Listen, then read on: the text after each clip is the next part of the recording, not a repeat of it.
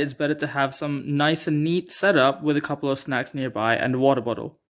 Hey everyone, welcome back to my channel. Today we're going to talk about 3 things to do with productivity and how to be more productive, especially now during this whole lockdown period where a lot of us are working from home full time. This is a time for us to figure out how to be productive and efficient during our day. So we'll be covering 3 topics.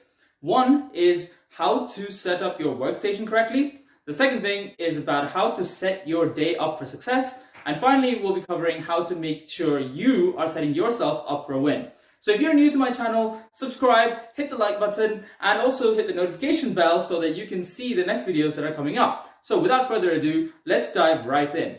The first thing we'll cover now is about how to set your workstation up correctly. So we all know that while we're working from home, there's a huge kind of chance of you just sitting on your sofa and maybe crouching, working like this. Anything seem familiar? But the worst thing you can do is actually work from bed. So make sure you don't do any of those things. Instead, have a nice desk that you can work at and a good chair. I know that it can be a little bit difficult to get a nice chair nowadays, especially things that are like your office that you might be used to, where it's got good back support. But try your best, maybe a dining chair will do. But make sure you have a good desk and a good chair set up just so you're able to get productive and be in a separate area that's dedicated for you to work. It's better to have some nice and neat setup with a couple of snacks nearby and a water bottle.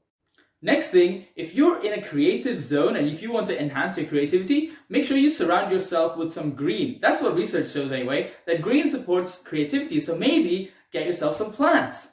Guys, seriously, you need to get some plants. It is the best thing. It's just so nice and makes you just feel so much more creative. And it might actually help rejuvenate some of those creative juices and start flowing within your brain for you to start being more productive. Now, if I keep looking down, I've got some notes over here. There's a lot to cover through, so that's why I'm going down here. Hey, if you've got a notepad, maybe this is the time to take some notes as well, because some of this could be useful. So the next thing we're going into is, in order for you to have a productive day, you want to make sure that you are having a snack near you. This is something new that I've been trying out, which has been helping which has been helping me a lot. So if you've got some nuts or something like that near you while you work, this is the perfect opportunity for you to just snack on something healthy instead of maybe going to your kitchen and picking up some crisps or just opening your refrigerator meaninglessly. I mean, how many of you know what I'm talking about? Comment below, say hi. I know that there's lots of you who are probably just going to your fridge and just looking into it for no reason and just coming straight out. So the next thing for you to be productive in your workstation area is just to have lunches away from that workstation area, because a lot of people have working lunches, but this can actually be really bad, especially while you are in working from home mode. So in order to be productive, it's actually better to take some time away from your desk and instead eat somewhere else. And if you're like me, you can't cook lunches during the day because you don't have that much time. Maybe it's a time for you to cook some extra dinner so you can have it for lunch the next day. But again, if you're like me, you might cook extra dinner, but you might just end up eating it all. So if that's you, then maybe it's a chance for you to try out some bulk cooking ideas and cook in advance so that you can just freeze it or put it in the fridge and just take the nice boxes out while you need it for lunches. So that covers us for how to set your workstation up correctly. Now we're going into talking about how to set your day up for success. Now there's a few things around here. The first thing I want to talk about is how you can plan your day. So anyone who knows me knows that I'm a big fan of lists, but it's not just me. There's a lot of successful people who actually talk about the benefits of writing out a list of all the things you have to do during the day, especially Richard Branson. Most of you maybe already know that there is numerous videos and interviews where Richard Branson talks about how he lives his life on lists. I mean, there's a number of benefits to this, but the 2 huge ones are, one, obviously you can see the whole thing of all of the things you need to do in one go. And also the second one is the satisfaction you get by just ticking or crossing things off your list once you achieve them. So what I recommend is start making a list of all the things you need to do that day. And if you're new to this might be a little bit difficult, and this might just take you a little while to write a whole list down, but just do it anyway. You will get used to it. It becomes easier. If you're someone who's already started doing this and knows how to make lists for your day, then maybe consider making a plan for the week. So what you do after this is to prioritize. So how do you prioritize? There are 2 different ways that you can focus on. There's a business way that you might be familiar with if you're self-employed, and that is called the 80-20 rule. And that basically means that you focus on the big tasks first. So the massive tasks that are the 20% of your list that will produce 80% of the results. So you need to focus on the big tasks that will achieve most of the results that you're looking for that day. Now, if you're in a job where that's not really possible, or if you're at university where you need to actually do all the things, then this second method may be for you. This is called the 4 quadrants method. This relies on 2 axes.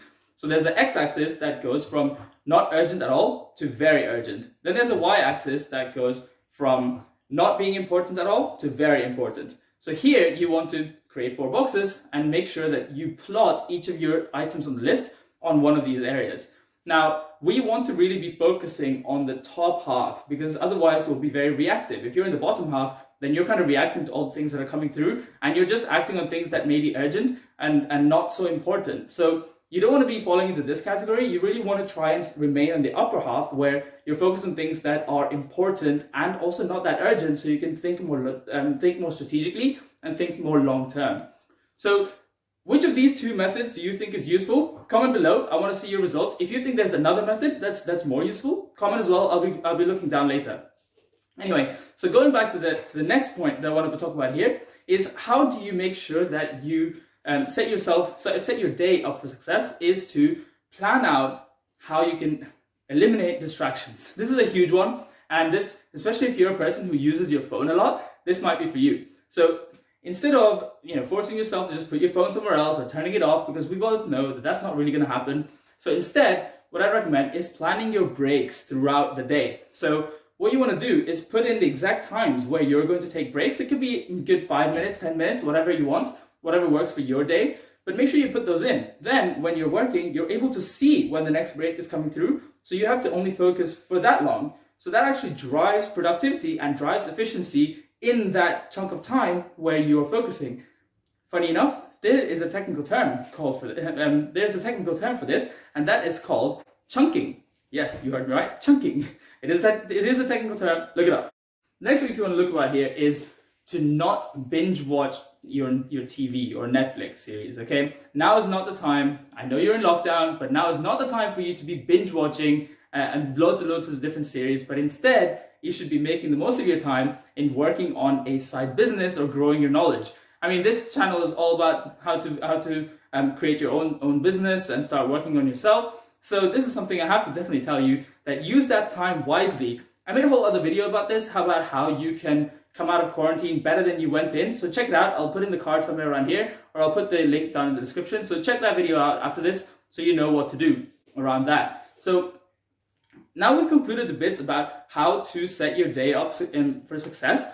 Next thing I want to talk about is how you set yourself up for a win. There's a few things to cover here, but one thing that may hopefully not come as a surprise to you should be to shower. Yes, shower. Lots of self-employed people actually talk about this quite a lot. The people who are saying that they haven't showered in the day, while you're working from home, it might seem a bit unnecessary, but if you shower, it actually puts your brain into a different mode where you're feeling like you've already achieved something, and you're feeling clean, you're feeling optimistic, you feel like you want to do things. So this is a time for you to take care of yourself and make sure that you look clean, and also put on different clothes. Don't work in your pajamas. It doesn't have to be anything fancy. You don't need to wear a shirt for you to just sit at home, but just don't wear the things that you would wear to bed, right? The next thing you want to talk about now is, of course, again, something that shouldn't come as a surprise: exercising. We have to exercise, right? To keep ourselves active, to keep ourselves from feeling down. But during these times, there's a lot of different ways you can exercise, even though the gym is closed. Maybe it's a chance for you to go explore your neighborhood, go for a walk, or you can go and run outside. Or of course, there's a lot of YouTube influencers and personal trainers who are doing things online and going live, so you can actually just work out from home. So there's no real excuses for you to not work out. So now is the time to exercise and feel really good about it. I mean, we all know the whole post-workout bliss that you get after a really good workout, right? Maybe not everybody calls it a post-workout bliss. I don't really know. But why don't you comment below? What do you call that feeling you get after a really good workout, feeling really accomplished and achieved? What do you call that feeling? I want to know. So the next thing, which may come as a surprise actually, is about making your bed every morning. So the first thing I do as soon as I wake up is make my bed. This is something that has helped me quite a lot because we can actually wire our brain to start thinking that it's already achieving something at the first thing in the morning. So it's a small task that you know you have to do, also makes you feel good. So you can do that straight away the moment you wake up. So you're already making your brain think that it's achieving something. And now suddenly if you can achieve one small task, you can achieve another small task and another small task. Now you see what I'm doing? It's going to be a bit of a snowball effect. So in order to set your day up for good productivity, then you can just start by making your bed. Now, another thing a lot of people mention is to wake up early in the morning to do all of the work and actually achieve more before other people actually wake up. So there's a lot of debate around this, and I don't necessarily want to go into it in this video because it's going to become really long, but effectively you can organize your day based on the type of person you are, because maybe you're not the type of person who likes waking up early. You might not actually be very good at doing work in the morning. So you might be a person who likes the afternoon or the evenings better. So whatever the kind of person you are, just understand what makes you work best and be more productive. So schedule your day around that. But whatever you do, make sure that this schedule is repeatable, because you want to make it simple enough that you will actually stick to it rather than make it so complicated that you will just forget about it and it's going to spend a long time doing it, but it won't actually come to use. Because you want to be ultimately making fewer decisions as you go on by making your day more efficient. In fact, since this is a topic that requires a lot of time to cover, I'll be making another video, so stay tuned. I'll be making another video on this, so watch it next time. And that is the end of this video. If you've enjoyed it, make sure you subscribe and hit the like button. Whatever comments you've got, hit it below, and I will see what you've got to say, and I'll be putting it into the next one. All right, guys, have a good one. I will catch you in the next video.